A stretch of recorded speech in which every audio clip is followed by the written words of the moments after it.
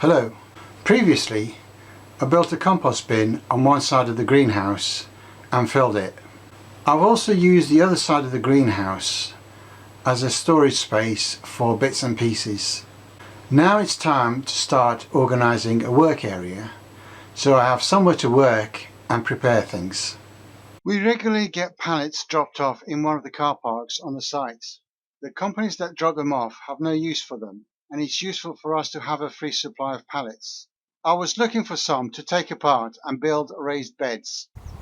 Well, the first job this morning is to take some of the pieces, the long pieces out of this pallet, take this apart. The pallet was 3 meters long and heavy, and I had to carry it to my plot on my own as there was no one around to help me. Having thought about it, I decided that this large pallet might be better used as a temporary workbench on top of the compost bin that I've built. It was a fiddly job to get it on top of the compost bin, as it was a bit awkward and the screws on the old building were in the way. So in the end I put some bricks on top of the walls to raise it above the screws. After a bit more messing about, I now have a steady bench and work area. I made one alteration later by adding the advertising boards to convert the bench into a table so that I could put smaller things on it.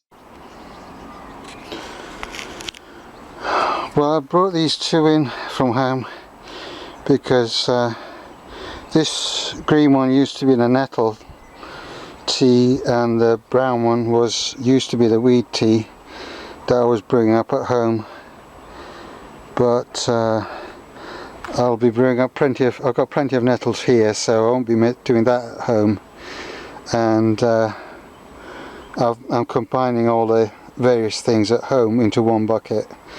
So I brought these two so I can use them here, and I've got this one which is putting in some of the weeds in and roots and things, and yes, there is some rainwater's gone in and it is brewing up nicely. Smells bad, so it must be doing something good. And a neighbour's just given me another barrel, so clean that up, and that will be used for comfrey tea.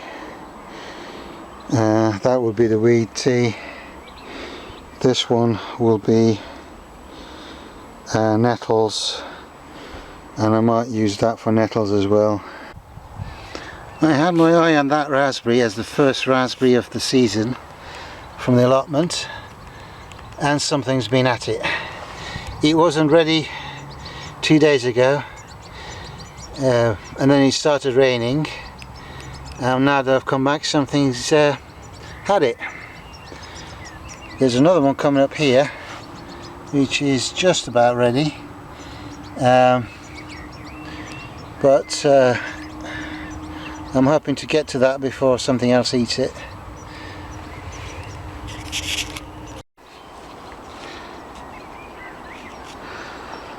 Whilst my back was turned, doing the other beds, the thistles have shot up.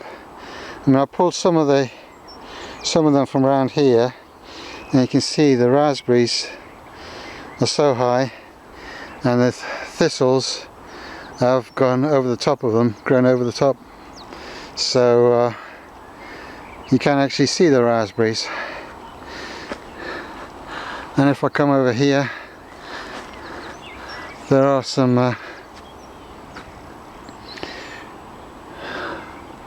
other bushes here that are hidden away, and I've come in and pulled a load of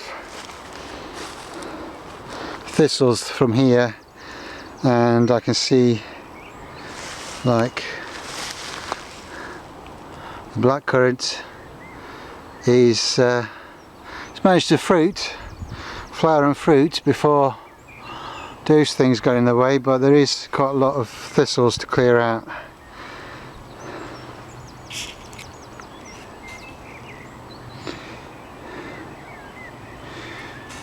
You concentrate on one thing and something else behind your back just keeps growing and gets out of hand. Some of the weeds have gone to seed so I must be careful when using them for making liquid fertilizers, as the seeds could survive the process and come up where it's used to feed the plants. I will be passing my liquid fertilizers through a fine sieve and then a fine cloth, so I will catch any seeds that may still be viable. I didn't spot this snail hiding under nettles, or else he would have come to a grisly end. Well, I've cleared this area. I cleared this area yesterday, and I've just chucked all the thistles that I pulled, and I've put the nettles in that green bin. So now it's a case of raking these up, making the compost heap, and then filling it. Despite appearances, we seem to be getting organised and tackling the weeds. In the next video, I'll be building an even bigger compost bin, so goodbye for now and come back soon.